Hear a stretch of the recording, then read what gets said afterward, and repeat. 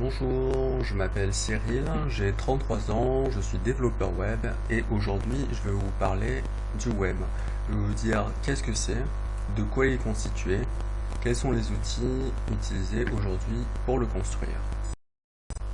Donc le web est né dans les années 90 suite aux résultats de recherche du scientifique Tim Berners-Lee qui travaillait au CERN et qui cherchait un moyen de permettre aux scientifiques, aux chercheurs du monde entier de travailler en collaboration sans frontières de distance. Donc ces travaux de recherche aboutirent à la création de deux outils extrêmement utiles pour la naissance du web. Il s'agit du protocole de transfert de fichiers HTTP et du langage de programmation, le HTML. Donc le HTTP et le HTML, comme vous voyez, sont centrés autour de la notion d'hypertexte. Hypertexte, comme son nom l'indique, est un texte augmenté. Selon l'invention de Tim Berners-Lee, un hypertexte est une balise HTML, donc au sein d'un document HTML, qui permet de relier ce document HTML de manière unidirectionnelle vers un autre document HTML, le tout via le protocole HTTP. Donc lorsque je clique sur une balise, un lien, une balise HTML, en cliquant sur cette balise, l'ordinateur va utiliser le protocole HTTP pour demander à un serveur distant l'information concernant la page que cible cette balise HTML et me renvoyer cette information afin que la page reliée grâce à cette balise apparaisse dans le navigateur web.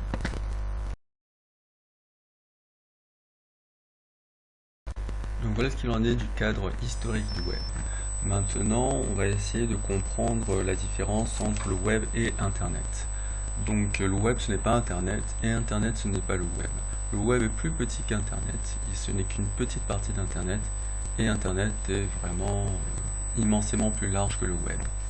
Donc Internet, c'est toute l'infrastructure de physique, de communication qui existe de par le monde, les câbles, les satellites et etc. qui permettent aux machines de communiquer entre elles. Ça, c'est Internet. Le web, ce sont les périphériques qui permettent de demander de l'information via Internet à des machines. Ça, c'est le web. J'ai deux métaphores pour relater le contraste entre qu'est-ce que c'est que le web et qu'est-ce que c'est qu'Internet. La première image, c'est si on considère Internet comme la matière, le web serait la lumière. La lumière permet de visionner la matière et le web permet de visionner Internet. C'est à peu près la même chose. Une deuxième métaphore est un pins sur un t-shirt. Un t-shirt est constitué de milliards de fils qui s'entrecroisent. Ces fils représentent le câblage, le maillage, le réseau de réseaux Internet. Et les nœuds entre les fils représentent les machines. Et tout ça représente, donc tout le t-shirt représenterait Internet. Et le pins, la jolie chose au-dessus du t-shirt qui permet de visionner quelque chose de totalement extraordinaire à travers un tout petit objet. Donc c'est une belle image selon moi pour bien comprendre, bien différencier ces deux notions. Le web développement est scindé en deux côtés, le côté front-end et le côté back-end. Dans cette présentation, je n'aborderai que les outils qui permettent de construire le web côté front-end. Donc ce que nous voyons dans la console de développement ici, c'est le code HTML. Le code HTML est un langage de programmation de balises. Les balises sont identifiées par des chevrons ouvrants et fermants. Nous constatons par exemple ici une image. C'est une balise image qui contient la source de l'image. Si je clique droit dessus, je peux aller ouvrir l'image et j'ai cette image. Donc cette page web est assez simple, il n'y a pas beaucoup d'informations. Je vais passer à une page un peu plus intéressante pour voir qu'est-ce qu'il y a dedans. J'ouvre la console de développement laquelle 12 et je vais vous montrer qu'est-ce que c'est que le CSS, le HTML et le JavaScript. Donc le code CSS, c'est du code qui ressemble comme ça. Il y a des règles qui concernent des balises et voici les règles. Donc par exemple, display no permet de dire à une balise de ne pas s'afficher. Un raccourci pour ouvrir la console et de faire un clic droit, inspecter il nous sélectionne la balise que nous avons cliquée, il nous permet de modifier le CSS de sa balise, et si je ne veux plus afficher cette balise, je mets la règle display none, la balise disparaît. Je décoche cette action, la balise réapparaît, et ainsi de suite. Donc ça, c'est le CSS, ça c'est le HTML, et il y a le JavaScript.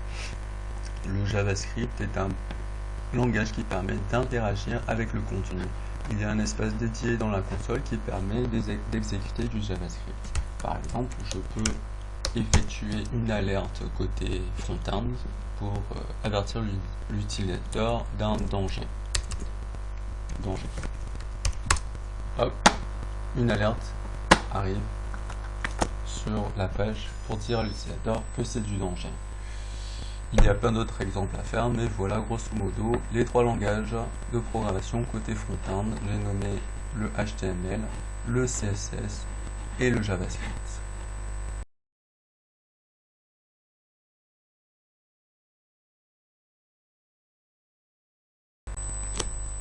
Donc maintenant que j'ai décrit les langages du web côté front-end et que tu comprends un peu mieux les tenants et les aboutissants de l'affichage d'une page web, je vais maintenant entrer un peu plus en profondeur dans les concepts avancés du développement web et te donner des conseils, ressources et des informations essentielles afin que tu prennes un bon départ et que tu adoptes dès le début les outils les plus adaptés aux défis des grands débutants dans ce secteur de l'informatique. Pour débuter, je voudrais mettre le point sur le fait qu'il est important de faire l'impasse sur le back-end. Le back-end, c'est du code qui émet l'information et dans un premier temps, c'est pas ça vraiment qui intéresse et qui est important, et parce qu'il faut des notions en réseau qui sont un peu complexes. Donc, vaut mieux s'attarder au début sur le front-end et une fois maîtrisé le front-end, passer aux choses un peu plus complexes qui ont plus en lien avec le réseau. Donc voilà pour le premier conseil. Le second conseil est d'utiliser un IDE adapté. Un IDE est un outil de développement pour coder le CSS, le HTML et le JavaScript.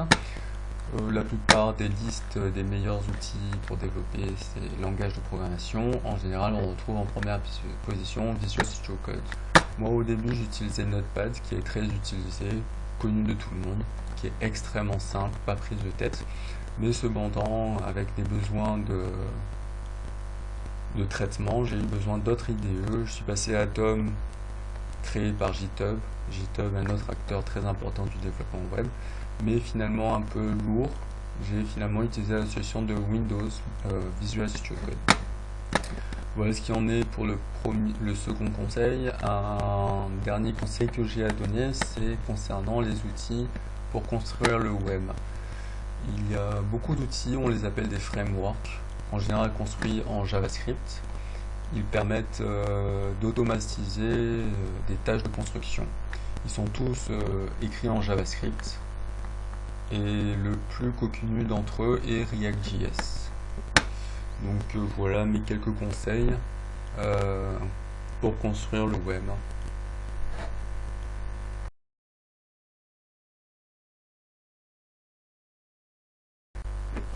Et enfin, une fois que ces concepts de base du front-end seront relativement familiers, ce qui n'est pas très long à acquérir en général car le HTML, le CSS est peu complexe, ainsi que certains aspects du JavaScript. Je t'aiderai aussi dans le choix de framework.